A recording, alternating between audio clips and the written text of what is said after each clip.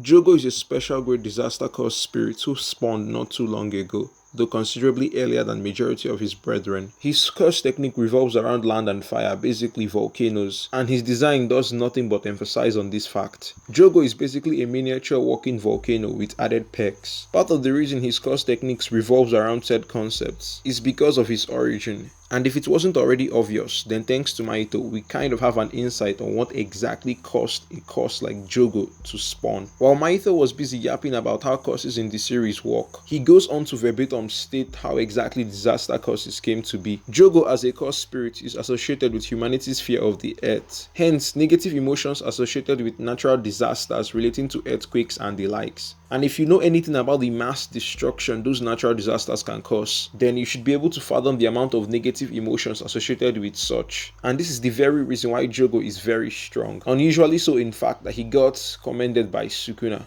After Mahito gave the origins of Jogo, Hanami, and Dagon, he was left with himself. His, unlike majority of the other courses on this list, is going to be quite different, because Mahito is not necessarily associated with something tangible and simple. Mahito's origins really just lie in his curse technique, like most of the other courses we'll cover. I mean, there's literally a curse spirit known as the smallpox deity. So suffice to say, your abilities are really just dependent on your origin. And in Mahito's case, that's with idol transfiguration. Idol transfiguration allows Mahito to contort and reshape the soul of anything he comes in contact with, if he so pleases. A technique that OP could only have been born because, in Mahito's words, he was born from the hatred people had for one another. This is also part of the reason why Mahito is morally unstable, because he's pretty much a side effect of everything humanity fails to get straight.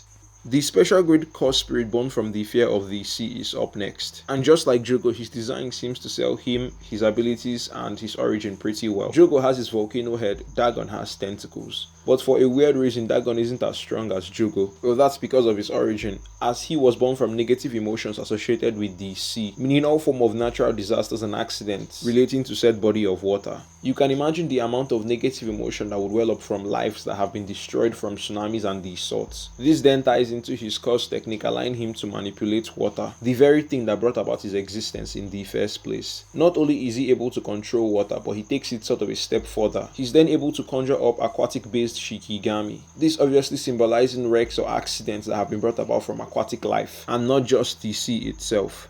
Hanami, unlike the other disaster causes, isn't as simple, because there is little to no accidents associated with the forest. So how exactly did he originate? Mahito only says Hanami came to be because of the negative emotions affiliated with the forest. But thinking about it, what kind of negative emotions could those be? Well, seeing as Hanami is so protective of the forest, then I think in his case it's a two-way type of thing. It's not so simple like with the other disaster causes. With the others, they are brought about from the negative emotions humans feel towards said concepts, those being the earth, sea, and humanity itself. But in those cases, the generation of negative emotions is pretty much one-sided. With Hanami, I believe he was brought about from the negative emotions leaking from those who seek to protect the forest. In a world like Jujutsu Kaisen, there's undeniably a high amount of individuals who, for one reason or the other, go out of their way to harm the forest via illegal deforestation or whatever means. Hanami is then the result of the fear those who seek to protect the forest from said individuals. Like I hinted at previously, there is nothing really much to the smallpox deity. It's a supposed special grade curse spirit which originated from the negative emotions humanity associates with the disease. At some time, even in our own world, smallpox was actually a really big thing. And since Jujutsu Kaisen is only a couple years behind us in terms of what year it occurs, then it makes sense for negative emotions associated with this disease to have wealth up to the point that it was capable of creating a special grade curse. We know little to nothing about the curse's innate curse technique, but we do have an idea of its domain expansion's sure hit. When the smallpox expanded its domain in Shibuya, we got a look at a not so conventional sure hit. The domain targets the individual with the most cursed energy. The individual is then trapped in a coffin. If the individual fails to break out of the coffin in an allotted period of time, then it supposedly contacts the disease. But with the case of this curse, the disease could actually be fatal. The Grasshopper curse is probably everyone's favorite curse from Shibuya. When it comes to the way curses design sell their personality, techniques, and origin, then this curse's design does its best. He's literally a human-sized grasshopper. The narrator explains a bit about the grasshopper plague, talking about how grasshoppers envelop the land, destroy crops and other farmland resources. With the plague, they don't even just limit this grasshopper talk to plant life. The narrator talks about how they destroy things like paper and clothing, and even with the way they are huge pests in our own world. The negative emotion that likely caused this one to spawn would come from farmers who have tens of thousands of crops destroyed every year because of said plague. But for some reason, Gege didn't think the amount of negative emotions that a curse like this could garner would be massive. After all, this is the very first one we are covering that isn't given the rank of special grade. Kurorushi is a curse that Kenjaku released into the calling games, but that's not quite sweet of an origin, is it? Well, if we are to speculate, then he should be very similar to the Grasshopper curse. After all, both have designs resembling insects, so it seems reasonable to say that the source of the negative emotions that would have birthed a curse like him would be from humanity's spite of cockroaches. It's not just in the real world. Yes, even in Jujutsu Kaisen, humans hate cockroaches. In fact, in Jujutsu Kaisen, they seemingly hate cockroaches more than they do grasshoppers. After all, Kurorushi as a curse doesn't seem to be nearly on the same level as the Grasshopper curse. Kurorushi was able to go head to head with Yuta for some time. Granted, Yuta did not pull out any major cards, but he's still a special grade. Kurorushi was so much of a menace in the Colosseum where he laid that monsters like Uro and Ishigori didn't want to get in his way. His curse technique, if you can even call it that, allows him to basically reproduce near endlessly. The cockroaches produced from his parthenogenesis obviously having their own thing as well. By far the strongest curse on this list, a vengeful curse resulting from the transformation of a young girl, Rika Orimoto, childhood friend and previous lover of now special grade sorcerer Yuta Okotsu. After Yuta sort of bound her to this dimension, Rika got involved in an accident. Yuta then indirectly curses her with lingering wishes of not wanting to let her go. The curse manifests, resulting in the transformation of what seemed like an innocent girl into a monster that was for some time dubbed as the Queen of Curses. Rika is not the only vengeful spirit we'll be talking about. She's one of two. She becomes a curse because of someone else's lingering wish for her to stay. The other becomes one because he just can't let go. This other being every Maki's fan not so favorite character, Naoya Zenin. Naoya was the son of Naobito Zenin, the previous head of the Zenin clan. He was to eventually take up the mantle as clan head, but in his father's will, Naobito was going to sideline him for a different pick, giving the position of clan head to not his son, but Toji's. This juncture should technically mark Naoya's spiral into darkness, but that wouldn't be wholly true. After all, Naoya has always been a down bad person. Anyways, Maki annihilates her clan, but she sleeps, leaving her mom to clean up the mess. Maki's mom kills Naoya using conventional means, and that is explained by a couple of high-grade sorcerers. When Jujutsu sorcerers are killed without the application of cursed energy, they run the risk of coming back as vengeful spirits. And this was exactly what happened with Naoya. He came back as not just any vengeful spirit, but a special grade, even developing a domain expansion on the way.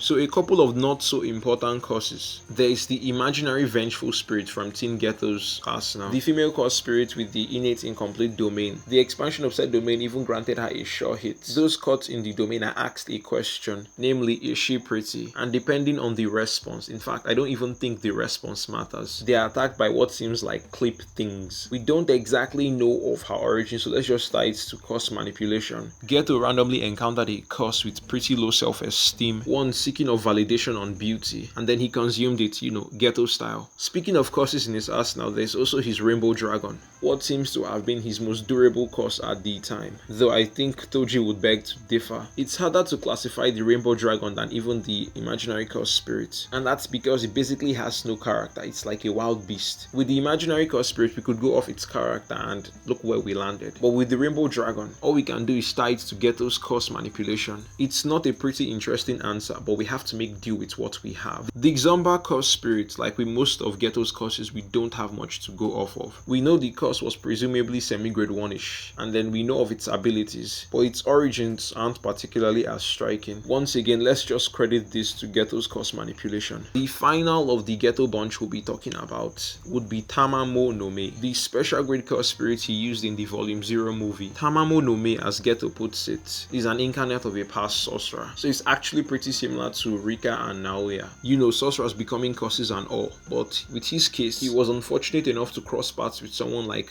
Geto. Geto defeated him and then absorbed him, obviously. So his origin, well, it's pretty simple. He was a past sorcerer. Like I just said, kind of like Naoya. Meimei's crows, are they curses? Are they Shikigami? Well, we've never really gotten confirmation, though based on the way they are utilized and the way the story presents it, it seems they lean more towards the side of curses than anything. In Hidden Inventory, when Geto talks about not being able to share vision with his curses like Meimei-san does, this implies that to some degree Meimei's curses should be curses, so that's why we're classifying them as curses here. Since we've already started comparing it to Geto's curse manipulation, then let's just do that. Her crows only exist because of her innate curse technique. Unlike the way Geto acquires curses by defeating them and then establishing a master-servant relationship, these curses from the very onset were already servants. So without much technicality, we can assume that their origin lies in her crow manipulation curse technique. Besides, if her crows were free curses and not bound, then I don't exactly see where the negative emotions that would bring about curses resembling crows would come from. I mean, are people so bad these days that it affiliates negative emotions towards birds? Like, who does that? Finally, let's end it all off with finger bearers. Finger bearers are supposedly all special grade curse spirits. They are the resulting curse born from the consumption of a Sukuna finger by any normal curse. Presumably, no matter the rank of the curse prior to ingesting Sukuna's fingers, the amount of cursed energy present in those fingers is capable of changing things up for the curses, for the better.